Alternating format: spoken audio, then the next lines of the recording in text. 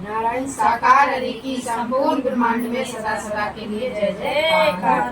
जगत जननी माँ मातेश्वरी की संपूर्ण ब्रह्मांड में सदा सदा के लिए जय जयकार। एक बहन के दो बेटा और दोनों बेटा परेशान करते, रोटी नहीं देते। तो हरि परमात्मा के भजन में जाया करती तो बोली, परमात्मा अब हमें रोटी के लाले पड़े, आप हमारे लिए क्या करोगे, दाता आप ही जानो। तो उसके दिमाग में एक आई, उसने खुले पैसे कराए बहुत सारे, एक एक के सिक्के, दो दो के सिक्के, डिब्बा भर लिया और डिब्बा भर के अपने संदूक में धर दे करे और रोज बजाया करे और रोज धर दे करे। तो बहू बेटा सोचे अम्मा के पास तो बहुत दौलत है, अब तो अम्मा की सेवा करना चाहिए। लेकिन अम्मा भी है ना भजन बजाना छोड़ दिया और उस डिब्बे की रखवाली करने लगी। तो उनकी बहू एक बार पड़ोस में बैठी, बोली क्या ना बहन जी तुम्हारी सास सुना जाती सत्संग में, अब क्या होगा। तो क्या बोली, अरे हर एक के भजन में ना जावे मेरी बुढ़िया,